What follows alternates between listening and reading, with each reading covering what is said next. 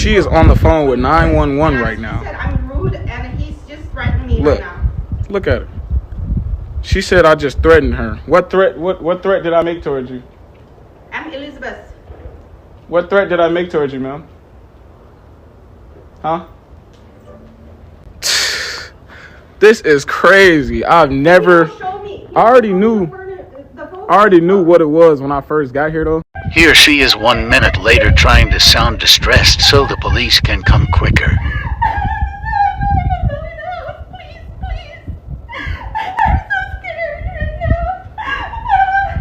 What? I'm shaking right now.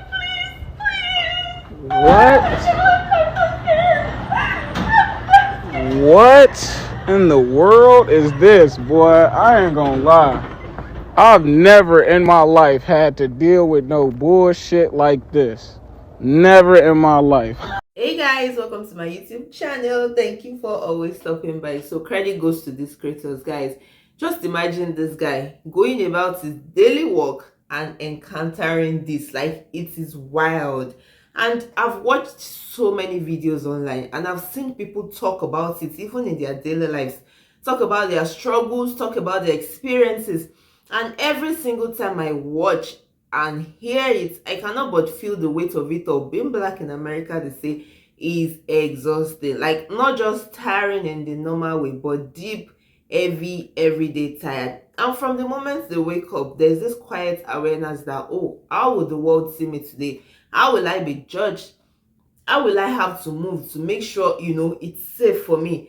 And walking down the streets, going to the grocery store, going to work, simple things that should feel normal will now start carrying tension. And people can stare, whisper, make assumptions. And sometimes you can even feel it, even when nothing has been said. And all those small everyday moments, right, adds up. And watching this online, you start to imagine how heavy it feels.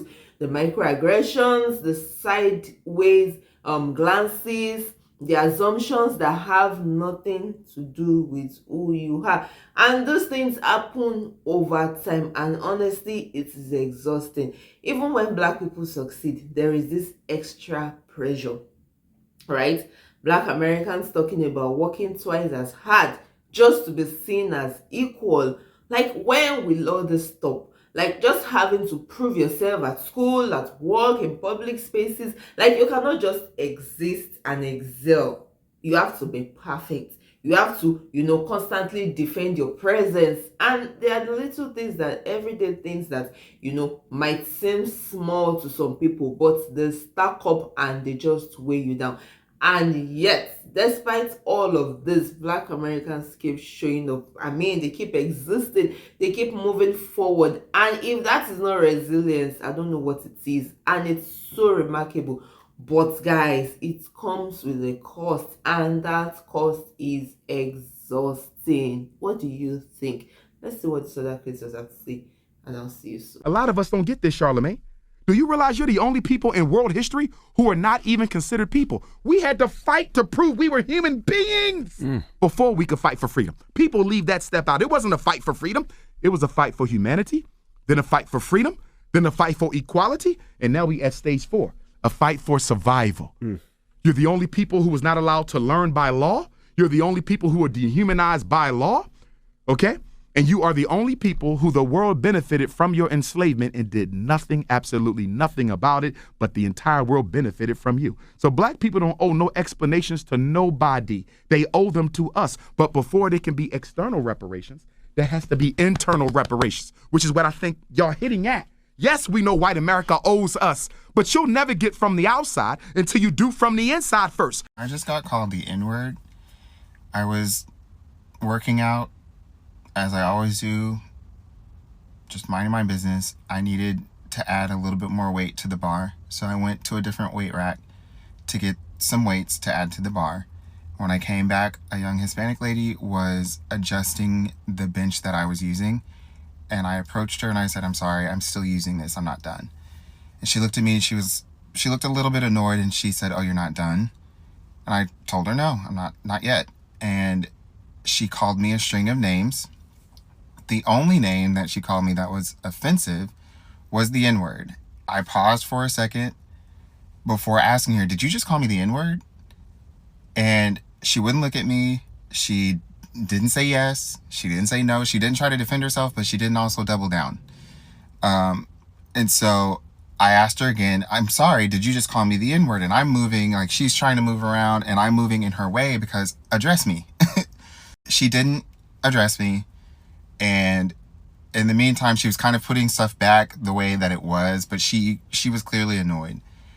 And I don't know what she said, but she began mumbling again. I couldn't hear her and I couldn't read her lips because she had on a hoodie. I couldn't really see her face very well at that point.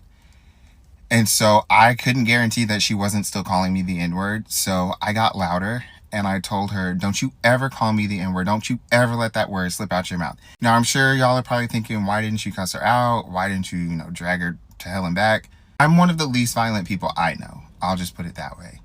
And I don't actually believe in matching energy. So I really didn't want to have any kind of confrontation or altercation with that young lady.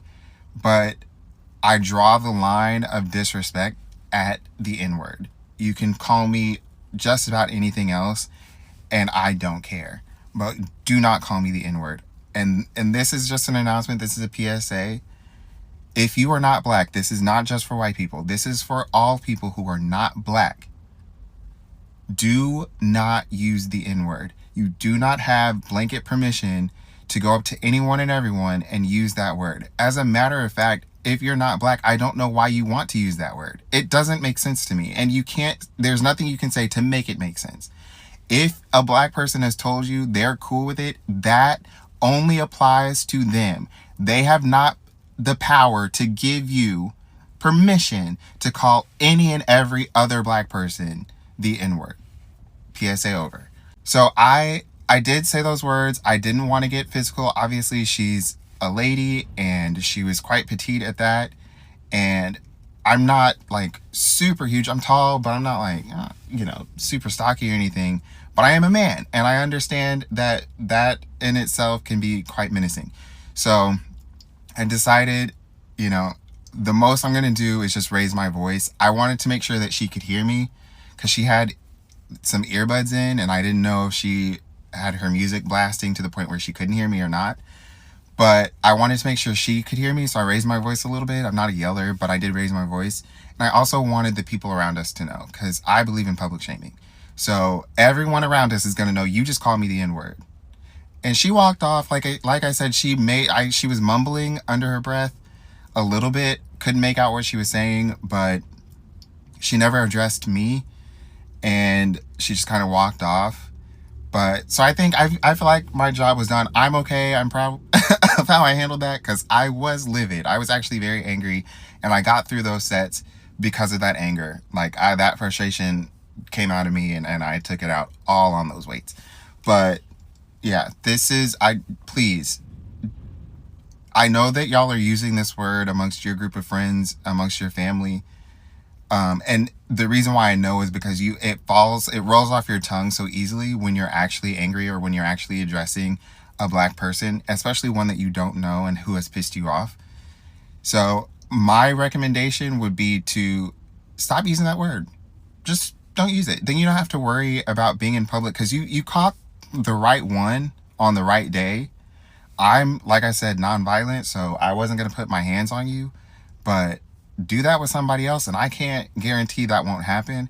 And I admit I won't feel bad. If it does come to fisticuffs,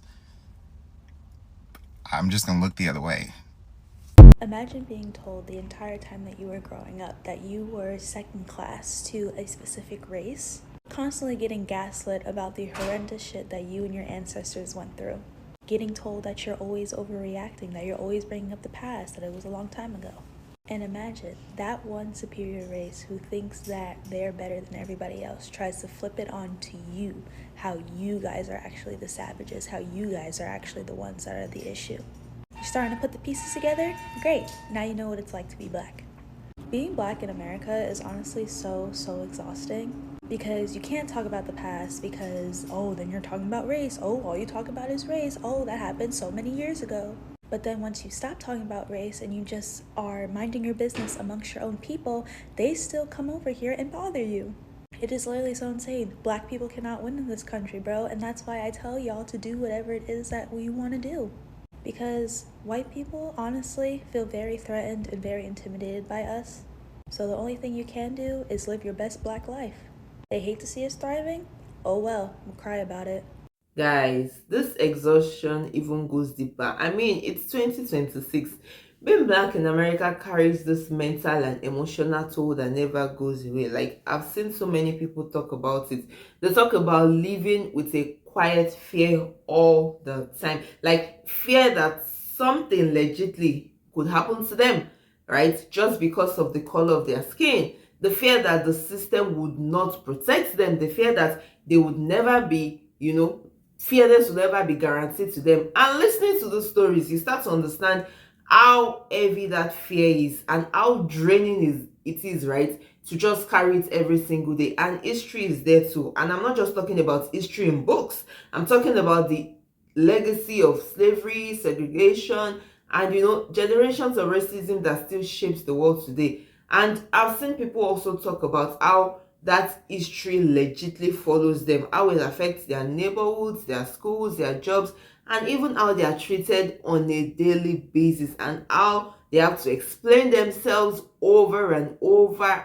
You have to explain why you are frustrated, why you are tired, why you feel unsafe, and honestly, it's emotionally exhausting. Like, it's impossible not to feel the weight of it, right? Just to recognize the strength it takes just to exist. But you have to love Black Americans because they survive.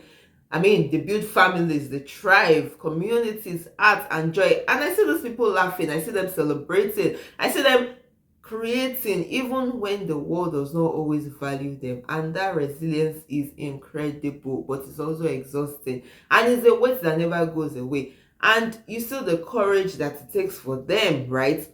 To rise up, to face the world every single day, to just keep living, and to keep moving forward. Because guys, at the end of the day, we all have to keep moving because the struggle is real, the exhaustion is real, the challenges are also real, but the strength is also real, the courage is real, the resilience is real.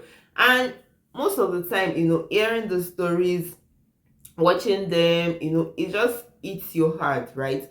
And it just shows you that Black people are resilient and they show up no matter what, right? Clock it. Because when I watched that, that guy's video, legitly he just went to work and the woman was just there, just calling, being hysterical and all of that, talking on the phone, and it's just so exhausting. Then look at the other guy also that was called the N-word, right? At the gym, and the girl legitly just acted like nothing happened. Like, it's 2026. People should wake up. People should stop, looking at Black people like they are the source or the cause of their problems, right? Guys, what do you think in the comment section? I really want to hear from you. And if you have found value in this video, don't forget to like, share, and subscribe. And I'll see you in my next video. Please stay safe. Ciao.